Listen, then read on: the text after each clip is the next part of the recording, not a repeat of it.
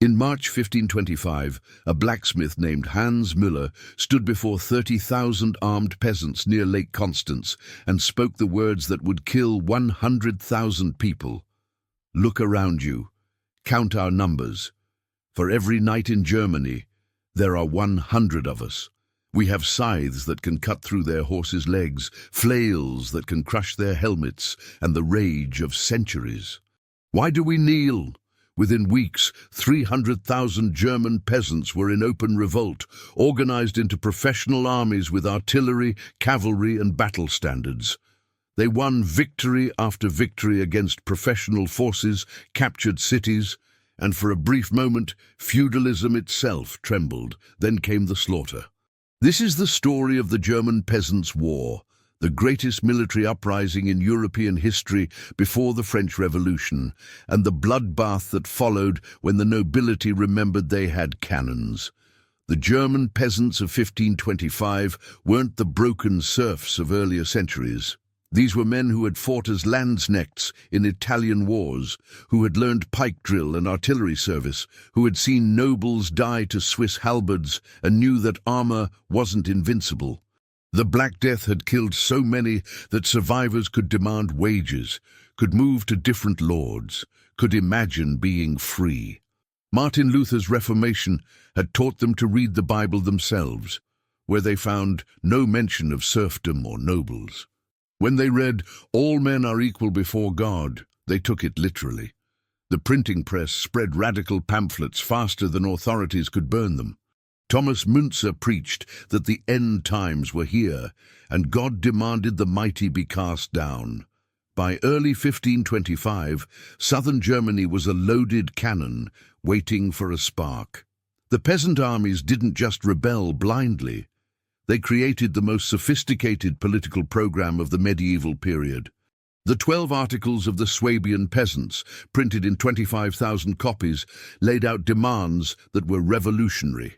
The right to elect their own priests, the abolition of serfdom, because Christ redeemed all men with his blood, the return of common lands stolen by nobles, fair trials, and an end to death taxes that robbed widows. These weren't requests, but military ultimatums backed by assembled armies. Sebastian Lotzer, a journeyman furrier, and Christoph Schappeler, a preacher, had created something unprecedented, a manifesto for revolution based on scripture and natural law. Every peasant band that rose carried printed copies. For the first time in history, a revolution had a mass-produced program. What terrified the nobility wasn't just peasant anger, but their military competence. These weren't mobs with pitchforks, but organized armies following the Swiss model that had dominated European battlefields for 50 years. They formed disciplined pike squares, with halberdiers and men with two-handed swords in front, crossbowmen, and the few arquebusiers on the flanks. Veterans of the Italian wars taught them to march in step, hold formation under cavalry charge, and coordinate multiple units. They captured noble arsenals and suddenly had real weapons, not just converted farm tools, but proper pikes, military-grade crossbows, and most terrifyingly, artillery. The peasant army of the Neckar Valley had 3,000 firearms and 18 field guns. They knew how to use them. The war's brutality peaked at Weinsberg on Easter Sunday, April 16, 1525. The peasant army under Jeklein Rohrbach captured the city and its castle after Count Ludwig of Helfenstein refused to surrender. What followed shocked even hardened contemporaries. The peasants formed a gauntlet of pikes, 2 lines of men with spears creating a corridor of death. Count Ludwig, his knights, and their servants were forced to run the spears, while drums played and peasants sang mockingly.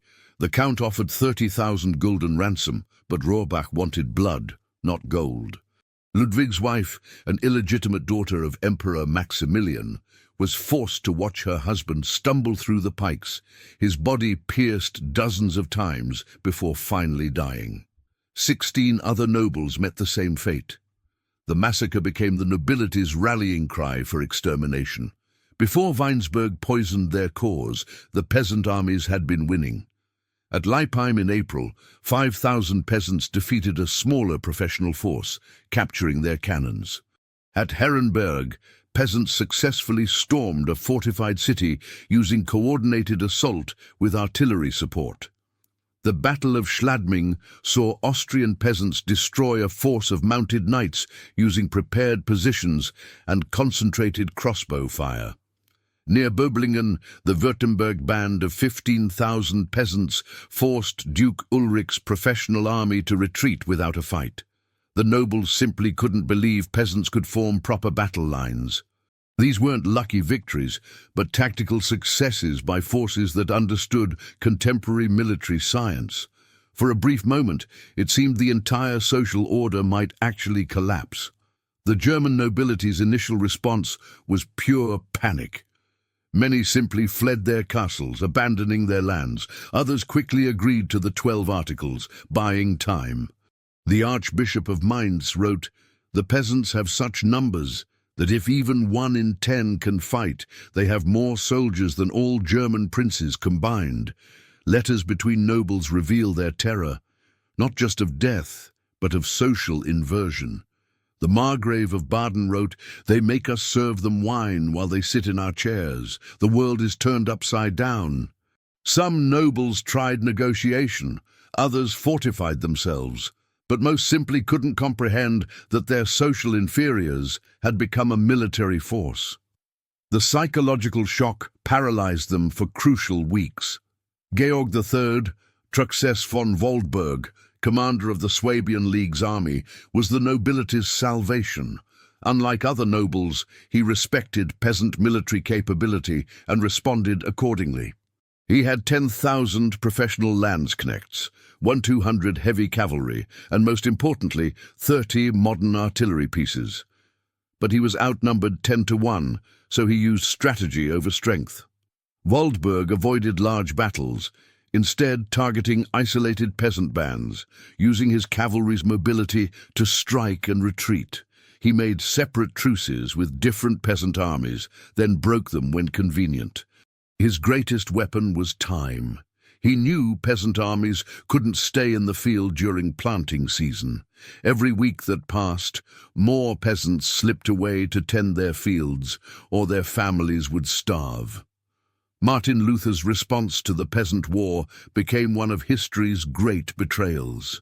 Initially sympathetic, calling for nobles to consider peasant grievances, he turned violently against them after Weinsberg. His pamphlet against the murderous, thieving hordes of peasants called for total extermination. Let everyone who can smite, slay, and stab, secretly or openly, remembering that nothing can be more poisonous, hurtful, or devilish than a rebel. It is just as when one must kill a mad dog. This gave religious sanction to massacre. Protestant princes who might have hesitated now had theological justification for slaughter. The man whose ideas had sparked the revolution now blessed its suppression. Peasants who had seen Luther as their Moses now called him Judas. On May 12, 1525, at Boblingen, the war's outcome was decided. The Württemberg peasant army of 15,000 faced Waldburg's 8,000 professionals. The peasants had good position, artillery, and numerical superiority. Initially, they held their ground, their pike squares repelling cavalry charges. But Waldburg's experienced gunners found their range, and professional landsknechts knew how to advance under fire. When the peasant left wing broke, their entire line collapsed. What followed was less retreat than hunt. Waldburg's cavalry ran down fleeing peasants for miles. Contemporary accounts describe fields carpeted with bodies, streams running red, and wounded peasants begging for death rather than capture. 3,000 died in the battle, another 3,000 in the pursuit. The Württemberg uprising was effectively over. The final catastrophe came at Bad Frankenhausen on May 15, 1525. Thomas Münzer had assembled 8,000 peasants, mostly poorly armed, on a hill outside the city. They built a Wagenburg, a circular fort of wagons chained together, and waited for divine intervention. Münzer promised God would catch the prince's cannonballs in his sleeves. Instead, Landgrave Philip of Hesse and Duke George of Saxony surrounded them with 7,000 professional troops and artillery. The nobles offered amnesty if they surrendered Münzer. When refused, the cannons opened fire. The Wagenburg, effective against cavalry, was useless against artillery. After hours of bombardment, Landsknecht stormed the destroyed fortification. It was pure slaughter. 6,000 peasants died, most during the rout.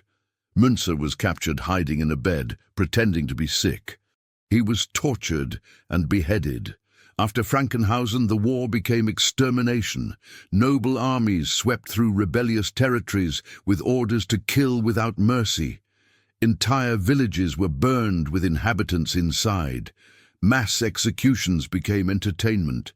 Nobles held banquets while watching peasants being broken on wheels. The Margrave of Ansbach had prisoners' eyes gouged out before execution. In Alsace, Duke Antoine of Lorraine killed 20,000 in 3 weeks. The Bishop of Würzburg boasted of executing 272 rebels in 1 day. Wives and children of rebels were branded and exiled. Fields were burned, livestock slaughtered, wells poisoned. It wasn't just suppression, but an attempt to depopulate rebellious regions. The nobility had discovered their numerical disadvantage could be solved through systematic murder. The suppression showcased new methods of mass killing that prefigured modern genocide.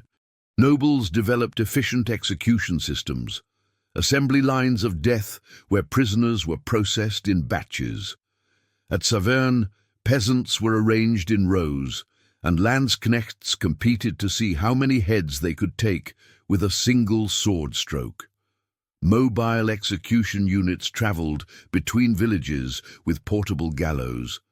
Lists of rebels were compiled and tracked, an early form of death bureaucracy. The use of artillery against civilians in their homes was perfected. Mass drowning became popular, cheaper than other methods. At Kitzingen, 58 peasants were blinded and forced to march off cliffs. The nobility was learning how to industrialize murder. Modern historians estimate 100,000 peasants died, but contemporary accounts suggest higher. The Zimmern Chronicle records 130,000 dead. Some regions lost a third of their population. In Upper Swabia alone, 10,000 died. The Alsace saw 20,000 killed. Thuringia lost 8,000. Franconia perhaps 15,000. These numbers don't include those who died from starvation after their fields were burned or disease in devastated regions. Against this, noble casualties were minimal, perhaps 3,000 total, mostly at Weinsberg and minor skirmishes. The kill ratio of roughly 30.1 demonstrated the futility of challenging professional armies without equal weapons and training. The peasants had discovered they outnumbered knights 100 to 1, but knights had cannons, cavalry, and the willingness to commit genocide. The Peasants' War proved several military realities that would shape warfare for centuries. First, numbers alone couldn't overcome professional training and artillery. Second, armies needed consistent supply lines. Peasant forces collapsed when they ran out of food or needed to return to farming. Third, cavalry mobility remained decisive against infantry without proper anti-cavalry obstacles. Fourth, unified command was essential.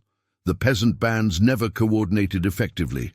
Fifth, and most importantly, social revolution required military victory first, political programs second. The peasants had elaborate manifestos but inadequate gunpowder. Future revolutionaries would learn: secure the arsenals first, write constitutions later. Ironically, the failed revolt achieved many of its economic goals. The massive death toll created such labor shortage that surviving peasants could demand better conditions. Serfdom, already weakening, essentially ended in many regions. Dead peasants couldn't work fields. Wages increased dramatically. Some territories abolished the most hated obligations to avoid future revolts. The common lands issue was partially resolved in peasants' favor. The demographic catastrophe forced nobles to make concessions they had refused before the war. The peasants lost militarily but won economically through the brutal mathematics of supply and demand. Their blood became the price of progress. The war split the Reformation permanently. Radical Reformation went underground, spawning Anabaptists and other sects that rejected both Catholic and Lutheran authority. Mainstream Protestantism became conservative, allied with princes against social revolution. The dream of Christian equality died in German fields. Churches, both Catholic and Protestant, blessed the slaughter and preached obedience more forcefully than ever. Yet peasant martyrs became folk saints. Songs about Münzer and other leaders circulated secretly for generations. The theological question, did Christ die to free souls only, or bodies too, was answered with sword and cannon. Souls could be saved, bodies would remain in bondage. The Peasants' War created two incompatible memories. Noble chronicles depicted it as Satan's rebellion against divine order, with peasants as murderous beasts deserving extermination. Peasant oral tradition remembered heroes fighting for God's justice against tyranny. Woodcuts showed both versions, peasants as devils with pitchforks or as martyrs dying for freedom. Songs, poems and stories kept the rebellion alive in popular memory. Every generation of German rebels would invoke 1525. The Nazis claimed the peasants as proto-nationalists. East Germany made them communist pioneers. The war became a mirror reflecting each era's conflicts. The only consensus was the number, 100,000 dead in one summer. News of the German catastrophe spread across Europe, affecting every potential rebellion. English peasants noted German tactics and failures when planning their own revolts. French nobles increased fortress garrisons. Spanish authorities crushed Comunero rebels more harshly, fearing German-style uprising. Italian city-states restricted weapons access. The Ottoman Empire, ironically, used German events to show Christian disunity to their own Christian subjects. But the real impact was psychological. Peasants everywhere learned that discovering they outnumbered nobles wasn't enough. Revolution required more than numerical superiority. It needed military professionalism, unified command, and the ability to match noble firepower. These lessons would simmer for 250 years until the French Revolution. The Peasants' War accelerated military professionalization across Europe. Nobles realized their traditional feudal levies were unreliable. Peasants might join rebels instead. Professional mercenary armies became essential. The Landschlecht system expanded. Standing armies began forming. Artillery became the supreme arbiter. Whoever controlled the cannons controlled society. Fortification design changed to account for armed peasant revolt. Military manuals began including sections on suppressing internal rebellion. The war proved that future conflicts wouldn't just be between states, but within them. Class war had become a military reality, requiring military solutions. The battlefield was now everywhere. The war's aftermath saw the first systematic codification of rebellion law. The Imperial Diet passed legislation making any gathering of armed peasants automatic treason. New legal categories were created for revolt crimes. Collective punishment was legalized. Entire communities could be executed for harboring rebels. The right to bear arms became exclusively noble. Even owning military manuals became suspicious for commoners. But subtle changes also occurred. Some territories created legal channels for grievance to prevent violence. The concept of customary rights gained legal standing. The absolute arbitrariness that sparked revolt was slightly curtailed. Law became both more oppressive and more defined. Peasants lost freedom, but gained predictability. The Peasants' War drove innovation in both peasant and anti-peasant weapons. Peasants perfected the Kriegsflagel, war flail, agricultural tools converted to crush armor. They developed the bundled pike technique to stop cavalry. Their Wagenburg tactics influenced military thinking for decades. Nobles responded with lighter, more mobile artillery designed for use against infantry. Anti-peasant weapons were developed. Cavalry sabers designed to kill unarmored targets, early forms of grapeshot for crowd control, and incendiary weapons for burning villages. The crossbow experienced a revival, as nobles wanted weapons peasants couldn't easily capture and use. Both sides learned that future wars would be won through technological advantage, not just numbers or courage. Despite catastrophic defeat, peasants achieved hidden victories that historians only recently recognized. Written records, controlled by nobles, emphasized total peasant defeat, but local archives reveal thousands of negotiated settlements where peasants gained concessions. Some communities bought their freedom using war threats. Others gained forest and water rights. Many areas saw permanent reduction in labor obligations. The war created precedents for peasant legal action. Some peasant military leaders were pardoned and became local officials. The 12 Articles influenced legal reforms for centuries. Women, who had fought alongside men, gained some economic rights in widowhood. These small victories accumulated into structural change. Feudalism was mortally wounded, even if not immediately dead. The peasant leaders, despite defeat and death, became immortal in popular memory. Florian Geyer, the noble who sided with peasants, became a Robin Hood figure. Götz von Berlichingen, the iron-handed knight who briefly joined rebels, inspired literature for centuries. Thomas Müntzer evolved from failed prophet to proto-communist hero. Jacqueline Rohrbach, despite his brutality, was remembered as an avenger of peasant suffering. Their military innovations, elected officers, councils of war, written articles of war, influenced later democratic military organization. Even their failures taught lessons: the need for unified command, consistent strategy, and political programs backed by military force. Every subsequent revolution studied their successes and mistakes. Often erased from chronicles, women played crucial military roles in the Peasants' War.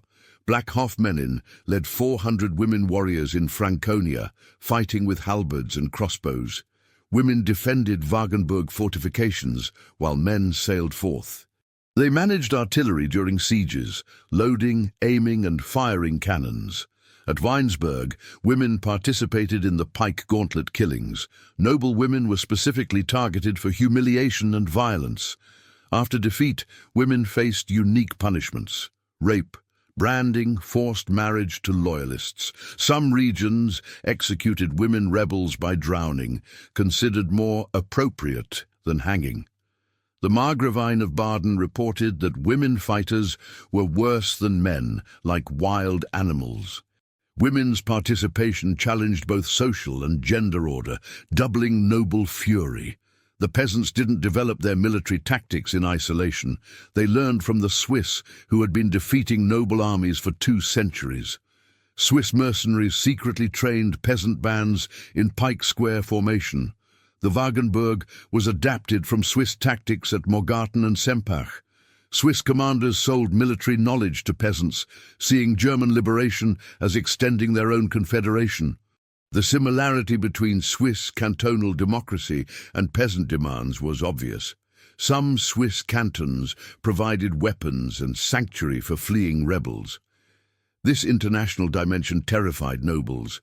If German peasants succeeded like the Swiss, the entire feudal order could collapse. The suppression's brutality partly reflected fear of Swiss-style republican contagion spreading across Europe.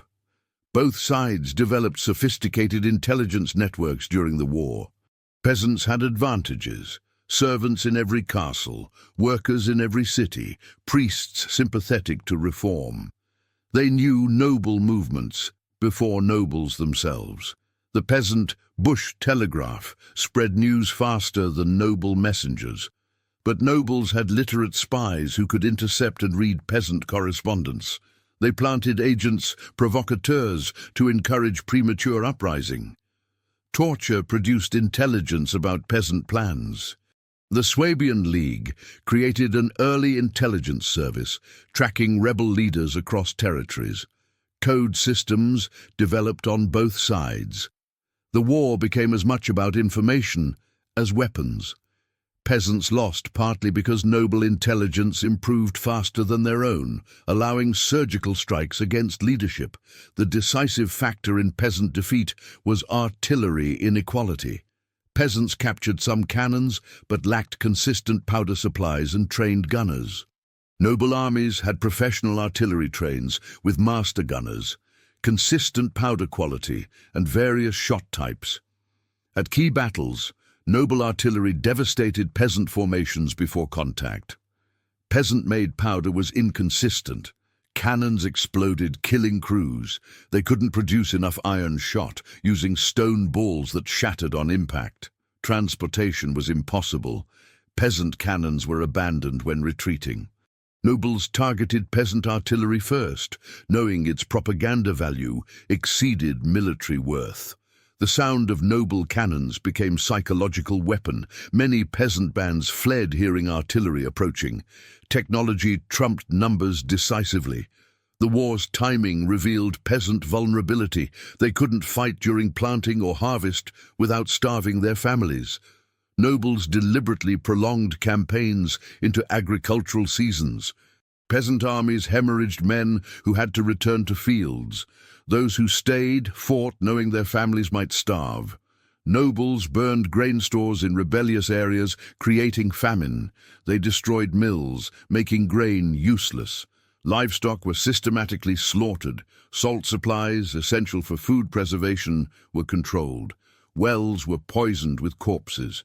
The strategy was explicit: make rebellion mean starvation. After the war, rebellious regions faced years of hunger.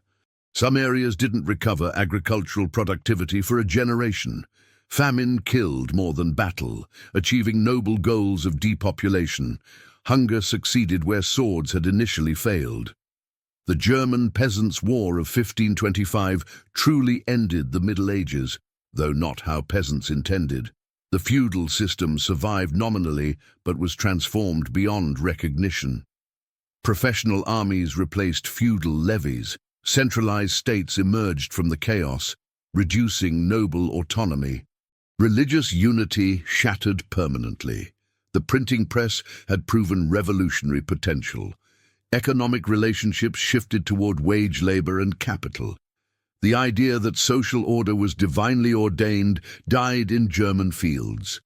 It now required cannons to maintain. Peasants had demonstrated they could organize, fight, and nearly win. The nobility's genocidal response showed their essential weakness, needing mass murder to maintain position. The old world died in 1525. The early modern age was born from 100,000 corpses. The peasants lost their war, but changed history forever. They had discovered they outnumbered knights 100 to 1. Next time, they would remember to count the cannons first.